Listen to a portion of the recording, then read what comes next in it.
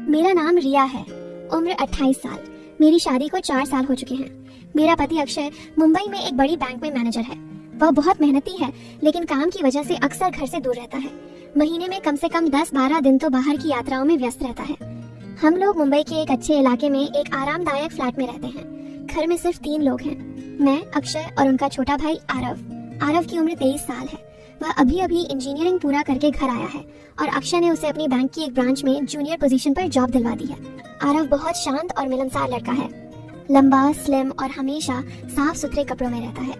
वह जिम जाता है, किताबें पढ़ता है और घर के छोटे मोटे कामों में मदद करता है। जब अक्षय बाहर होते हैं तो आरव मेरा ख्याल रखता है। कभी बाजार से मेरी पसंद की चीजें लाता है, कभी शाम को चाय बना कर देता है। मैं उसे आरू बुलाती हूँ और वह मुझे भाभी कहकर मजाक करता है। सब कुछ सामान्य था, लेकिन पिछले साल की सर्दियों से चीजें बदलनी शुरू हुई। अक्षय को एक बड़ा प्रोजेक्ट मिला था जो दुबई में था, 6 महीने का। जाने से पहले उसने आरव से कहा, भाई रिया का ध्यान रखना, वह अकेली पड़ जाती है, बोर हो जाती है। आरव ने मुस्कुराते हुए कहा, भैया चिंता मत करो, भाभी को राजकुमारी जैसा रखूंगा। अक्षय के जाने के बाद घर में सिर्फ हम दोनों रह गए थे। पहले कुछ दिन तो सब ठीक था। सुबह आरव ऑफिस चला जाता, शाम को लौटता। हम साथ खाना खाते, थोड़ी बहुत बातें करते और सो जाते। लेकिन धीरे धीरे बातें बढ़ने लगी। एक शाम बारिश हो रही थी। मैं बालकनी में खड़ी होकर बारिश देख रही थी। सिर्फ एक साधारण कुर्ती और लेगिंग्स पहनी थी। आरव आया और मेरे बगल में खड़ा हो गया। उसने टी शर्ट और ट्राउजर पहना था। बारिश की बूंदें उसकी बाहों पर गिर रही थी। उसने कहा, भाभी बारिश कितनी सुंदर लगती है ना। मैंने हामी भरी। फिर वह बोला, लेकिन अकेले देखने में मजा नहीं आता, कोई साथ हो तो। मैंने उसकी तरफ देखा। उसकी आंखों में एक अलग सी चमक थी। मैंने बात बदल दी, लेकिन मन में कुछ अजीब सा लगा। उस रात मुझे नींद नहीं आ रही थी। मैं किचन में पानी पीने गई। आरव सोफे पर लेटा था। रात की रोशनी में उसका चेहरा साफ दिख रहा था। मैं पानी पीकर लौट रही थी कि उसने आंखें खोल दी। भाभी मुझे भी एक गिलास दे दो। मैंने गिलास भरा और दिया। गिलास लेते समय उसकी उंगलियां मेरी उंगलियों से छू गईं। एक पल के लिए मैं रुक गई, फिर जल्दी से अपने कमरे में चली गई। लेकिन रात भर सोचती रही, क्या हो रहा है। अगले दिनों में हम ज्यादा समय साथ बिताने लगे। शाम को वह जल्दी घर आ जाता। हम साथ टीवी देखते, कभी कोई पुरानी फिल्म, कभी कोई सीरीज। एक शाम हम एक रोमांटिक फिल्म देख रहे थे। स्क्रीन पर हीरो और हीरोइन एक दूसरे के करीब आ रहे थे। आरव ने रिमोट से आवाज कम की और बोला, भाभी क्या आपको कभी लगता है कि जीवन में कुछ कमी है। मैंने पूछा, कैसी कमी। वह बोला, प्यार की, सच्चे प्यार की। मैं चुप रही। उसकी आंखें मेरी आंखों में झांक रही थी। मैंने नजरें फेर ली, लेकिन दिल की धड़कन तेज हो गई। धीरे धीरे हमारी बातें गहरी होने लगी। वह मेरे बारे में पूछता, मेरी पसंद नापसंद, बचपन की कहानियां। मैं भी उसके बारे में जानने लगी। पता चला कि वह कॉलेज में एक लड़की से प्यार करता था, लेकिन बात नहीं बनी। वह कहता, भाभी आप जैसी कोई नहीं मिली। मैं हंस देती, लेकिन मन में कुछ हलचल होती। एक रात बिजली चली गई। गर्मी बहुत थी। मैं पंखे के नीचे लेटी थी, लेकिन नींद नहीं आ रही थी। आरव मेरे कमरे के दरवाजे पर आया।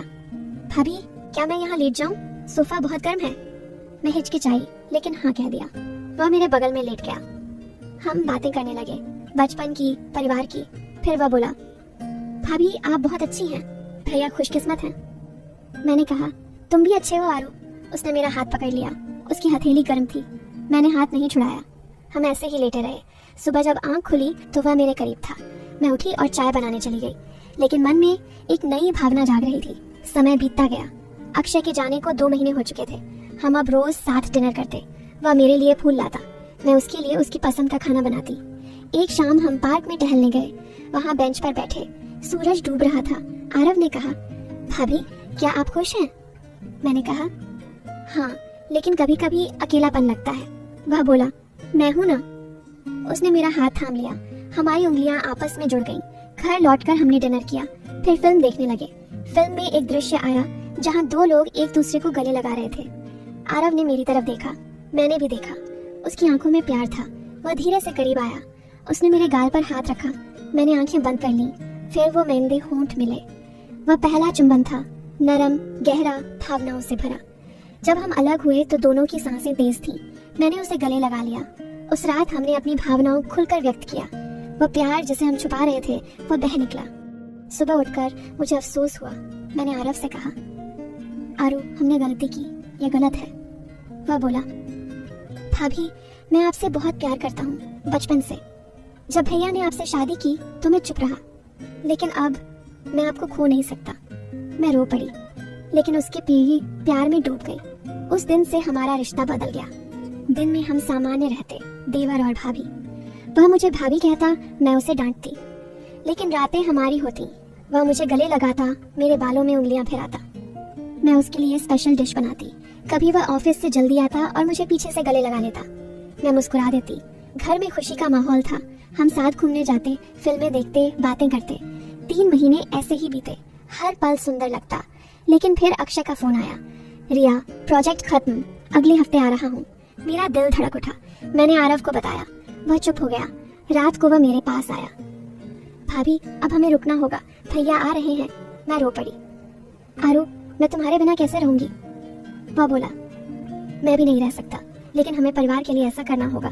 अक्षय आए। मैंने सब कुछ सामान्य रखने की कोशिश की। आरव अलग कमरे में शिफ्ट हो गया, लेकिन जब भी हम अकेले होते, आंखें मिलती तो दर्द होता। एक रात अक्षय सो गए। मैं चुपके से आरव के कमरे में गई। वह जाग रहा था। मैंने कहा, आरू, बस एक बार। उसने मुझे गले लगा लिया। उस रात हमने अपनी भावनाओं को फिर से साझा किया। लेकिन सुबह आरव ने कहा, भाभी, मैं दिल्ली ट्रांसफर ले रहा हूँ। यहाँ रहा तो सब बर्बाद हो जाएगा। मैंने रोते हुए उसके पैर पकड़े। मत जाओ, वह बोला। रिया, तुम भैया की हो, हमेशा रहोगी, बस मेरा प्यार याद रखना। और वह चला गया। अब अक्षय मेरे साथ है। घर वैसा ही है, लेकिन अकेले में आरव की याद आती है। उसकी मुस्कान, उसका स्पर्श, उसकी बातें। कभी मैसेज आता है, भाभी ठीक हो? मैं लिखती हूँ, हाँ आरू, तुम खुश रहो। कुछ प्यार छुपाने पड़ते हैं, कुछ रिश्ते बचाने के लिए तोड़ने पड़ते हैं। दिल आज भी उसके लिए धड़कता है। दोस्तों, कैसी लगी आपको ये कहानी? मिलती है एक नई कहानी के साथ। तब तक के लिए अपना ध्यान रखिएगा।